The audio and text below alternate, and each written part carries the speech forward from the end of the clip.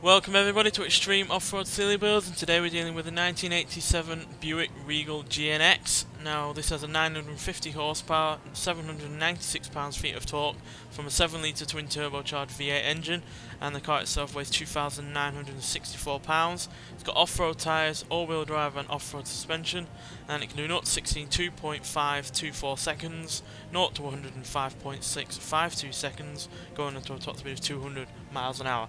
So yeah, we've not had a Buick on this series before, purely because there's only is actually one over on this game. But as far as 80s or older American cars go, they've not done the best. But we have had at least a few that have, from this decade or the decade before, or even before that, have done okay in some cases, like the Ford Deluxe 5-window Coupe, for instance, and the Hot Wheels Twin Mill, and even the Mercury Coupe and the likes of the International Scout 800A have done pretty well, but there aren't that many, so hopefully this will reverse that trend. So let's see what it can do. I had to keep the power down just to keep the weight down, because putting the likes of an intercooler or whatever else on the car would have put it back up to nearly 3,100 pounds. So yeah, this car's already pretty heavy as it is stock. So I want to keep it as lacking in as weight as possible, and I know it still weighs a fair amount at nearly 3,000 pounds, but a lot less than it was originally, and a lot less than it would be if I gave it an extra 20 horsepower or something like that. So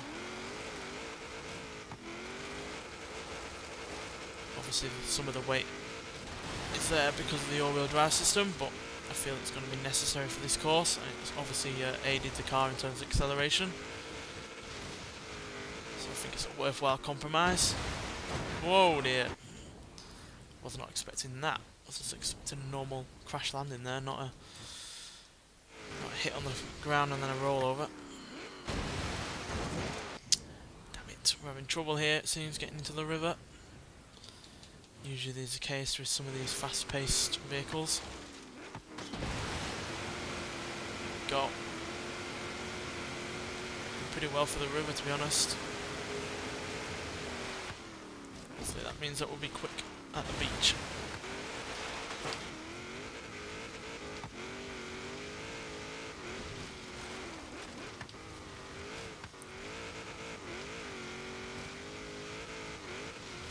Certainly no slouch in terms of acceleration. But as a result, it is a little bit unpredictable in terms of the bumps and the jumps, as you can see here, which is exactly the problem it had at the river.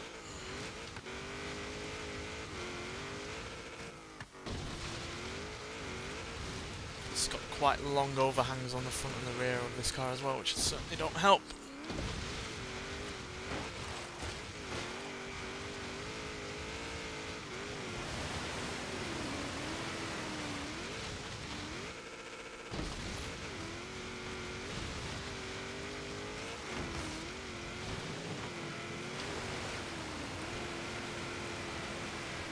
Surprised by how well it's doing for the water there. More than 100 miles an hour in a car like this is really impressive. It's usually only reserved for off-road vehicles, and as a result of that, it's gone pretty damn quick at 2 minutes 1 second .655, which means it's exactly the same time as the Mercury Coupe, which is surprising considering the age difference. I mean, that car's from 1949, this is from 1987, so it's nearly 40 years older than Mercury compared to this. And yeah, that also means it's quicker than the Ram Runner, the Lamborghini Urus, the Hot Wheels Twin Mill, the Ford F-150 SVT Raptor, the Jeep Trailcat, and the likes of the Cadillac Escalade, the Raptor Shelby, Ford F-150, and the Hummer H1 Alpha.